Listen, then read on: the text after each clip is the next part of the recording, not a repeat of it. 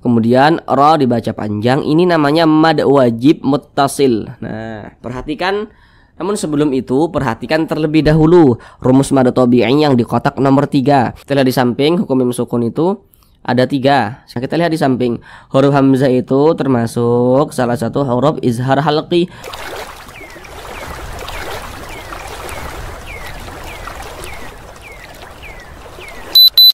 Assalamualaikum warahmatullahi wabarakatuh. Apakah Bapak Ibu saudara semuanya masih belum lancar dalam membaca Al-Quran, kemudian juga belum memahami ilmu tajwid? Mari belajar mengaji Al-Quran bersama kami. Akan kami jelaskan tajwidnya dengan pelan-pelan.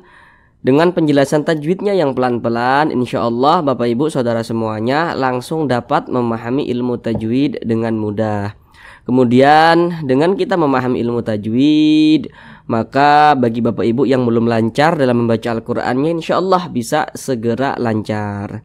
Namun sebelum itu kami doakan terlebih dahulu semoga Bapak Ibu saudara semuanya senantiasa dalam keadaan sehat, dipermudah segala urusannya, dikabulkan segala hajatnya, dan senantiasa dilancarkan rezekinya oleh Allah Subhanahu wa Ta'ala. Amin amin ya rabbal alamin. Baiklah, langsung kita mulai belajar mengaji Al-Qur'annya. Kita kali ini akan belajar mengaji Al-Quran dengan penjelasan tajwidnya yang pelan-pelan, yakni pada surah Al-Baqarah ayat 211. Nah, akan tetapi di ayat 211 ini akan kita bagi menjadi 2 bagian supaya durasinya itu tidak terlalu lama, karena di sini kami berusaha menjelaskannya itu dengan detail kemudian juga pelan-pelan. Jadi walaupun kita belajarnya itu sedikit-sedikit, yang terpenting bagi kami Bapak Ibu saudara semuanya langsung dapat memahami tajwid Al-Quran dengan mudah. Kemudian kalau kita sudah paham tajwid, tentunya bisa praktek dengan sendirinya ketika membaca Al-Quran. Jadi di bagian yang pertama ini kita akan belajar dari sini, dari salbani ya sampai min ayatim bayyinah, sampai sini. Baiklah, di sini akan kami bacakan terlebih dahulu dengan pelan-pelan. A'udzu billahi minasy syaithanir rajim.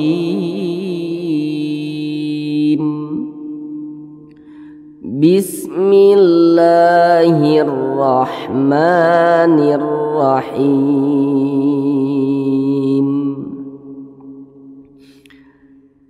Salbani Israila kam atainahum min ayatim bayyinah. Baik, sekarang kita bahas tajwidnya dengan pelan-pelan. Namun seperti biasa ada beberapa hal yang kami sampaikan di awal untuk memudahkan Bapak Ibu saudara semuanya dalam memahami apa yang kami sampaikan nantinya.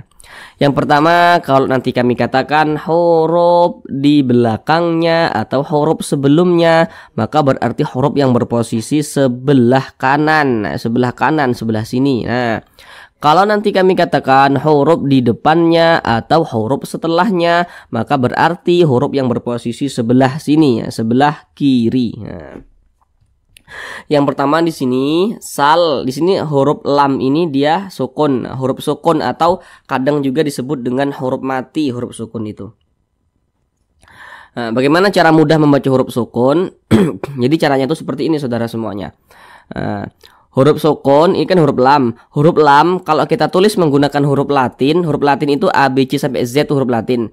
Coba kita tulis menggunakan huruf Latin, huruf lam. Pasti huruf pertamanya adalah huruf L, huruf A dan juga huruf M. Jadi apabila huruf hijaiyah itu dia sukun, maka huruf Latin yang pertama yang kita ambil, ya, huruf lam, huruf Latin yang pertamanya adalah huruf L, maka huruf lam sukun menjadi L. Maka sa ditambah L dibaca sal, begitu. Salbani. Nah, kemudian ni dibaca panjang. Ini namanya mad jaiz munfasil.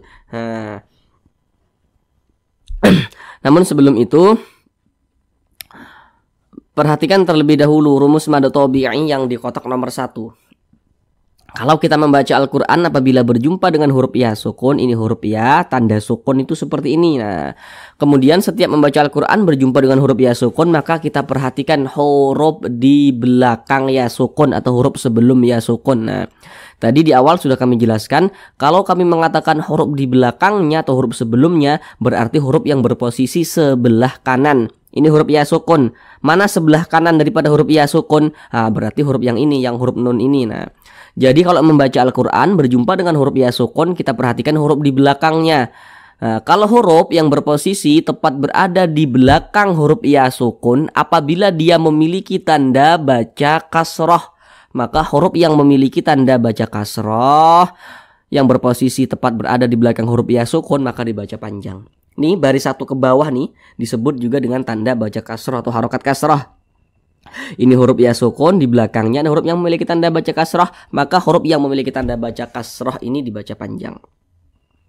Jadi secara singkatnya, rumus mad tabi'i yang di kotak nomor 1 itu secara singkatnya, huruf ya sukun pasangannya adalah tanda baca kasroh, sehingga huruf sebelumnya atau huruf di belakangnya itu dibaca panjang seperti itu.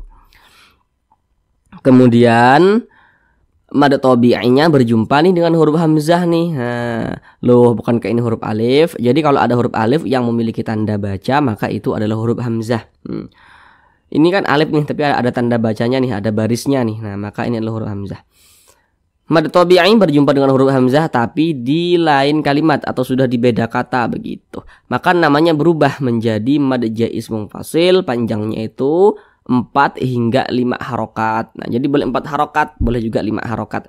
4 harokat atau kira-kira 4 ketukan. 1, 2, 3, 4. Nah, Salbani Israel. Nah, ketukannya itu hanya sebagai sarana saja untuk mempermudah kita dalam belajar. Dan ketukannya pun tergantung juga dengan tempo bacaan kita. Nah, Salbani Israel.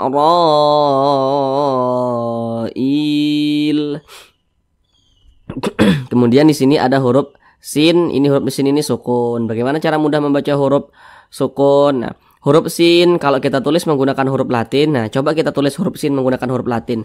Pasti huruf yang pertamanya adalah huruf S, huruf I dan juga huruf N. Nah, huruf Latin huruf hijaiyah apabila dia sukun ya, maka huruf Latin yang pertama yang kita ambil. Nah, berarti huruf sin kalau kita tulis menggunakan huruf Latin, huruf yang pertama yang kita tulis adalah huruf S. Berarti huruf sin menjadi S. Nah, maka I ditambah S menjadi is begitu. Israila kam atainahum. Kemudian ro dibaca panjang.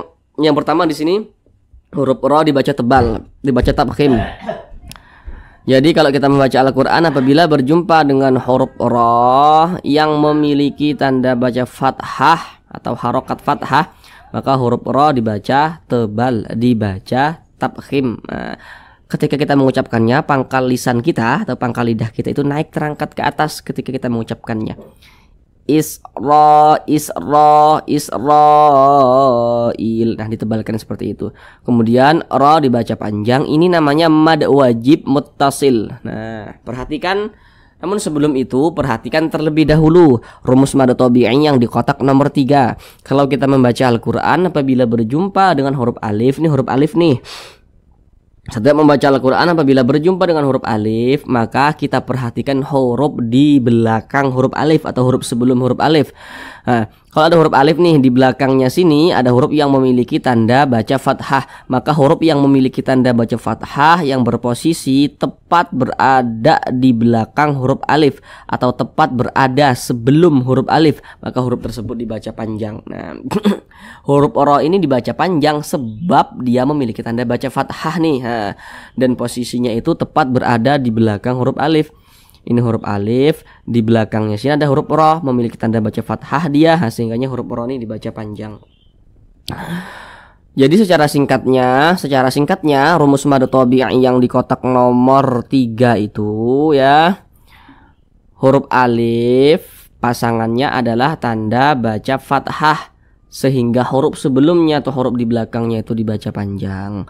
Ini kan mad tabi'i nih pada awalnya, kemudian mad tabi'inya nih berjumpa dengan huruf hamzah nih, tapi dalam satu kata atau dalam satu kalimat begitu. Maka namanya berubah menjadi mad wajib muttasil. Nah, mad wajib muttasil itu panjangnya 5 harokat. Boleh juga dipanjangkan 4 harokat juga boleh, 4 hingga 5 harokat. Nah, salbani Israila kam atainahum. Kemudian di sini ini dibaca panjang. Nah, perhatikan. Ini namanya mad badal. Namun sebelum itu perhatikan dulu rumus mad tabi'i yang di kotak nomor 1. Kalau kita membaca Al-Quran apabila berjumpa dengan huruf ya sukun, ini huruf ya tanda sukun seperti ini, maka kita perhatikan huruf sebelumnya. Nah, kalau ada huruf ya sukun, sebelumnya ada huruf yang memiliki tanda baca kasrah, maka huruf yang memiliki tanda baca kasrah ini dibaca panjang. Nah, seperti rumus mad tabi'i yang di kotak nomor 1 itu. Nah, kemudian ini karena ada huruf hamzah yang dibaca panjang ya. Ini namanya mad badal, bukan mad tabi'i. Jadi kalau ada huruf hamzah yang dibaca panjang, diantaranya namanya adalah mad badal begitu. Panjangnya sama 2 harokat, sama dengan mad tabi'i. Jadi yang terpenting bagi kita kalau untuk awal-awal itu yang terpenting yang perlu kita ingat adalah kadar panjangnya, kemudian mengetahui ini tanda panjang seperti ini begitu. Tanda mad atau tanda panjang itu seperti ini kita ketahui. Kalau untuk nama-nama madnya itu nanti belakangan juga tidak apa-apa begitu. Salbani Israila kam atainahum.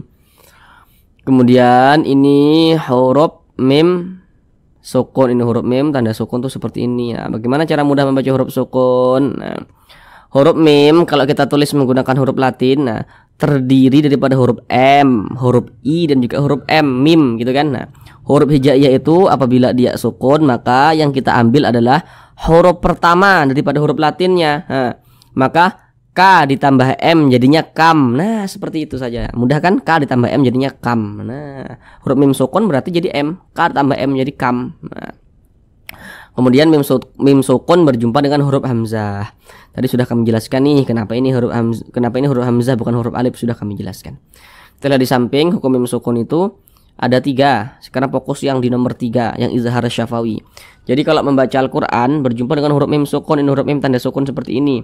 Kemudian di depan huruf mim sukun bukan huruf ba, bukan huruf mim, maka semua hukumnya namanya adalah izhar syafawi. Ini huruf mim sukun nih, di depannya sini bukan huruf ba, bukan juga huruf mim. Nah, maka hukumnya adalah izhar syafawi. Dibaca jelas, tidak berdengung, jadi baca pendek saja, jelas. Kam atainahum. Jangan dibaca kam, jangan dipanjangkan seperti itu, pendek saja. Kam atainahum begitu. Kemudian A dibaca panjang, perhatikan tanda mad atau tanda panjang yang di kotak nomor 4. Kalau membaca Al-Quran berjumpa dengan suatu huruf yang di atasnya memiliki tanda baca fathah berdiri, maka huruf tersebut dibaca panjang. Nah, ini A di atasnya nih ada tanda baca fathah berdiri nih. Nah, berbentuk alif kecil. Nah, maka A ini dibaca panjang. Seperti tanda mad yang di kotak nomor 4. Nah, ini namanya mad badal lagi karena ini huruf hamzah nih yang dibaca panjang. Nah, mad badal panjangnya 2 harokat. Tainahum. Nah, di sini ada huruf ya, ini dia sukun nih. Nah, huruf ya kalau kita tulis menggunakan huruf Latin adalah huruf Y yang pertama ya kan, huruf Y dan juga huruf A, maka huruf pertamanya adalah huruf Y. Huruf hijaiyah kalau dia sukun maka huruf Latin yang pertama yang kita ambil. Berarti ta ditambah Y menjadi tai kan, ini dibaca ta tambah Y nih, huruf ya jadi Y, ta tambah Y jadinya tai. Tainahum. Nah, begitu. Kemudian ini huruf ya sukun ya. Kalau membaca Al-Quran berjumpa dengan huruf ya sukun, perhatikan huruf di belakangnya. Kalau dia memiliki tanda baca fathah, maka huruf ya sukunnya ini adalah huruf lin. Ini huruf ya sukun nih, di belakang huruf ya sukun ada huruf yang memiliki tanda baca fathah nih. Berarti huruf ya sukunnya inilah huruf lin. Ketika kita mengucapkan huruf lin yang terjadi pada huruf ya sukun, maka harus berhati-hati. Jangan sampai condong ke huruf e. Jangan dibaca tainahum, jangan tai, tapi mudah dilunakkan saja. Tainahum. Nah, begitu. Kemudian di sini ada huruf nun dibaca panjang. Perhatikan lagi tanda mad atau tanda panjang yang di kotak nomor 4. Kalau kita membaca Al-Quran, apabila berjumpa dengan suatu huruf yang di atasnya memiliki tanda baca fathah berdiri, maka huruf yang di atasnya memiliki tanda baca fathah berdiri, maka dia dibaca panjang. Ini huruf nun nih, di atasnya ada tanda baca fathah berdiri nih, maka huruf nunnya ini dibaca panjang. Mad tabi'i panjangnya 2 harokat atau kira-kira 2 ketukan. Atainahum. Kemudian di sini ada huruf mim sukun, berjumpa dengan huruf mim di depannya. Kita lihat di samping, hukum mim sukun itu ada 3. Sekarang fokus yang di nomor 2, yang idgham mimi. Kalau ada huruf mim sukun, huruf mim tanda sukun seperti ini, ada huruf mim sukun di depannya sini huruf mim, maka huruf mim sukun bertemu dengan huruf mim, hukumnya adalah idgham mimi atau biasa disebut juga dengan idgham mislain. Maka cara membacanya itu didengungkan. Nah, makanya kita baca atainahum min ayatim bayyinah, begitu. Jadi dipanjangkan, suaranya itu kita tahan, kita panjangkan sejenak, kita dengungkan. Nah, kemudian di sini ini huruf non ini dia sukun. Nah, huruf non sukun jadi n, jadi mi ditambah n jadinya min, begitu. Karena dia huruf non sukun nih. Kalau huruf sukun yang kita ambil huruf Latin yang pertama. Kalau kita tulis huruf nun menggunakan huruf Latin, maka huruf n kan yang pertama, huruf n, huruf u dan juga huruf n. Huruf pertamanya adalah n. Maka apabila huruf hijaiyah itu dia sukun, huruf Latin yang pertama yang kita ambil. Nah, maka nun sukun jadi n, mi ditambah n jadinya min. Nah, begitu. Min. Nah, kemudian di sini nun sukun berjumpa dengan huruf hamzah nih. Namun sebelum itu perhatikan dulu di samping. Kalau kita membaca Al-Qur'an apabila berjumpa dengan huruf nun sukun atau berjumpa dengan salah satu tanda baca tanwin. Tanda baca tanwin itu ada 3. Yang nomor 1 baris 2 di atas namanya fathah tain. Yang nomor 2 baris 2 di bawah namanya kasrah tain, dan yang nomor 3 itu namanya adalah dhammah tain. Pokoknya setiap membaca Al-Qur'an apabila berjumpa dengan huruf nun sukun atau berjumpa dengan salah satu tanda baca tanwin, maka kita perhatikan huruf di depannya atau huruf setelahnya, maka terjadilah suatu hukum tajwid. Contohnya di sini huruf nun sukun berjumpa dengan huruf hamzah. Setiap membaca Al-Qur'an berjumpa dengan huruf nun sukun, kita perhatikan huruf di depannya nih. Nah, nun sukun yang berjumpa dengan huruf hamzah. Nah, kita lihat di samping.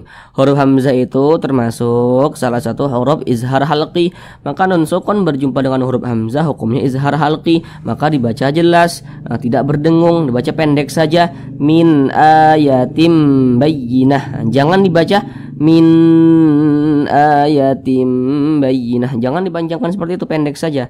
Min ayatim bayyinah. Nah, begitu. Kemudian A dibaca panjang, perhatikan tanda mad yang di kotak nomor 4. Kalau membaca Al-Qur'an berjumpa huruf yang di atasnya memiliki tanda baca fathah berdiri nih, maka huruf tersebut dibaca panjang. Nah, ini namanya mad badal lagi karena ada huruf hamzah yang dibaca panjang. Nah, min ayatim bayyinah. Nah, begitu. Panjangnya 2 harokat. Kemudian di sini tanda baca tanwin berjumpa dengan huruf ba. Nah, tadi sudah kami jelaskan kan kalau membaca Al-Qur'an berjumpa dengan sukun atau salah satu tanda baca tanwin, kita perhatikan huruf setelahnya tuh, huruf di depannya tuh, terjadilah hukum tajwid. Nah, ini tanwin berjumpa dengan huruf ba. Kita lihat di samping, huruf ba termasuk salah satu huruf iqlab. Maka tanwin berjumpa dengan huruf ba hukumnya adalah iqlab.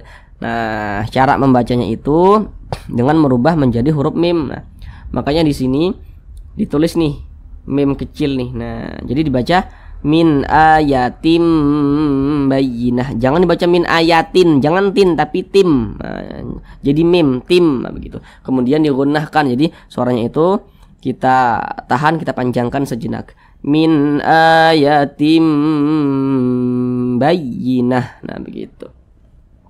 Kemudian di sini ada huruf ya bertasydid nih. Nah, tanda tasydid itu seperti ini, seperti angka 3 terbalik. Kalau ada huruf ya bertasydid, di belakangnya ada huruf yang memiliki tanda baca fathah atau kasroh atau dhammah, maka huruf ya bertasydidnya itu dinaber cara bacanya. Ini huruf ya bertasydid, di belakangnya ada huruf yang memiliki tanda baca fathah nih. Nah, berarti huruf ya ini kita naber cara membacanya. Naber itu penekanan pada huruf-huruf tertentu sehingga intonasi suaranya itu sedikit lebih tinggi dibanding dengan huruf-huruf di sampingnya. Nah, makanya kita naber bayyinah, bayyinah begitu. Nah, ditekan. Nah, dikejut bayyinah. Nah, kemudian di sini kita berwakaf tepat di huruf ta.